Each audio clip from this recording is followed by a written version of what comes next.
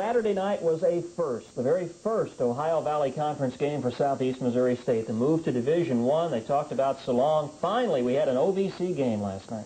Well, you know, we've been playing OVC opponents in football and also in some of the women's sports. And Coach Armstrong got a big win in his first OVC game tonight. So, you know, everybody was looking forward to this game. You know, I felt like the game was going to be a sellout. You know, there'd been so much push towards Division I and so forth. And, you know, it's been tougher on us to go to Division I than anybody else. A lot of people said, well, we're going to Division I because of men's basketball. You know, it's tougher on us being Division I than any other sport on campus. So, you know, it was an exciting time. We were looking down the road. Most everybody played their pre-conference schedules. Everybody in the OVC, and then it was time really to lay it on the line. And, it was, you know, the only thing I hated about the whole thing is that we were opening the OVC schedule without our students on campus. If our student, you know, our student body gives us so much added excitement at the games, and without the students there, you know, the excitement is not as intense. But you know, we did have a great crowd, and you know, the OVC started. Yeah, that's right. And the band was there, cheerleaders and sun dancers, and there was a basketball atmosphere there, and it was a lot of fun as we pick up the action here. I know this Austin Peay team came in, Coach, very determined not to be a loss to a new OVC member. Well, we're the new kids on the block, and you know, they felt like, you know, probably we need to pay our dues. I think the officials felt like we needed to pay our dues, but they, you know, they did a good job, and so forth. There's a good backdoor by Devon, and he knocks a good one down. We knew that they were going to try to deny our wings the basketball out of our one particular set, and we started them in the zone. We felt like that Ware, number 3, who's a great basketball player, really, you know, is dominating, and we didn't want him to get off to a great start. And I think we confused him a great deal in that, and was able to come down and score a few times. But we had tremendous opportunities first 10 minutes of the ball game because we did throw the different look at them that I don't think they were expecting, and we just didn't convert a lot of easy situations. There where we tried to lob over Ware, we should have known where Ware was, and you know, he can jump out of the gym, and there's Devon Lake going up with a big slam. So, you know, although we, you know, was able to go out at halftime with a 6-point lead, I thought it should have been greater.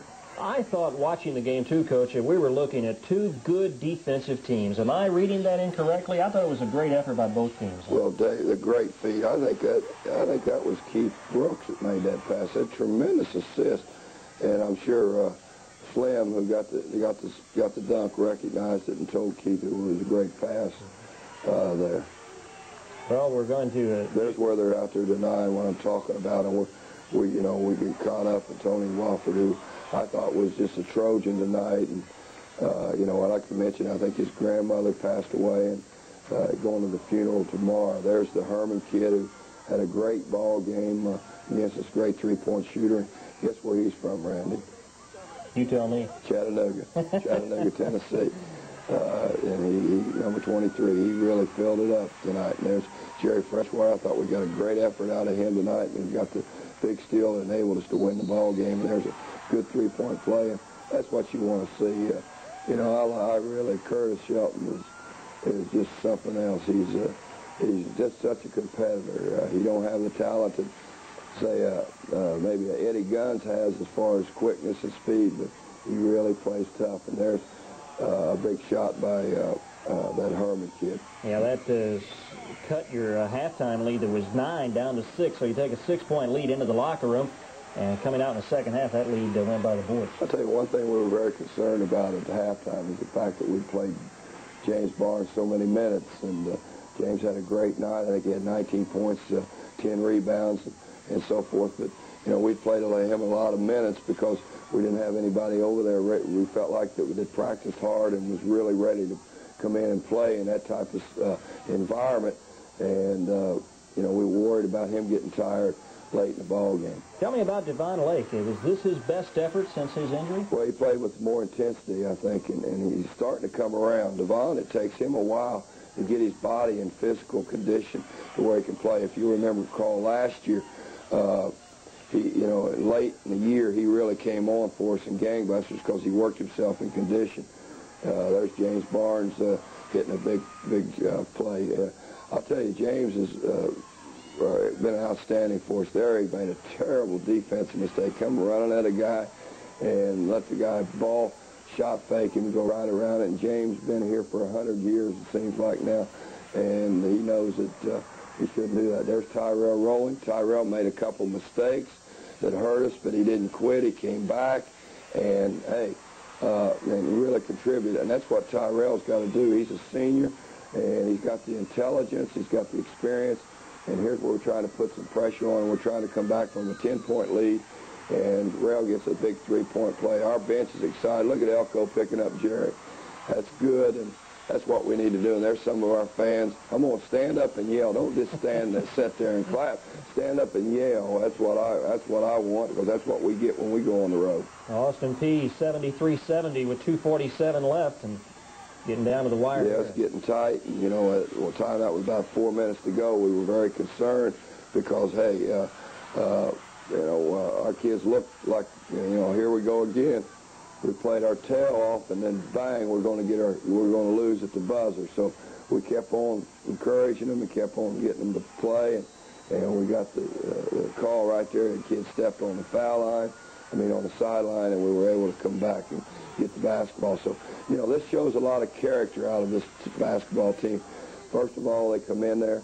Eddie Guns here hits a big shot for us and cuts it. I don't know what it is, probably about a 5-point lead right now. Yeah, you're Austin Peay with your defense forcing another turnover here. Big plays here at the end of the game. I thought our press really hurt them late in the ball game. We hit them with some full court man press, and then we hit them with some zone press, and we got some good things to happen to us out of that. There's Curtis hitting a 3-pointer that tied the ball game up at 7-6, and then they come down, call a quick timeout, and set up the last situation in the ball game. With 28 seconds left when they toss the ball in, Coach, tell me what's going on in your mind. Well, we were trying to decide what we're going to defense we're going to go with, and my assistant coaches that were there, Randy Curl and Elgin, disagreed on the defense, and that they thought we ought to run, and then boom, I made the decision, and Jerry Freshwater gets the big steal. They got it to the right man there, and Curtis Shelton hits the big 3.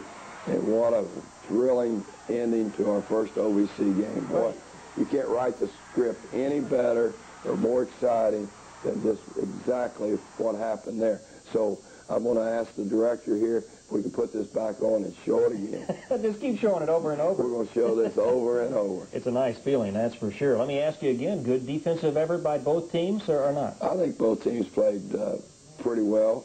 We believe at Southeast Missouri that you win with your defense. Although Curtis made the great shots, Jerry made the big steal, but you win playing defense. Yeah, well, it was a big win, underlined big, for Southeast Missouri, and you are 1-0 in the OVC. We'll be back and talk some more about it in a moment.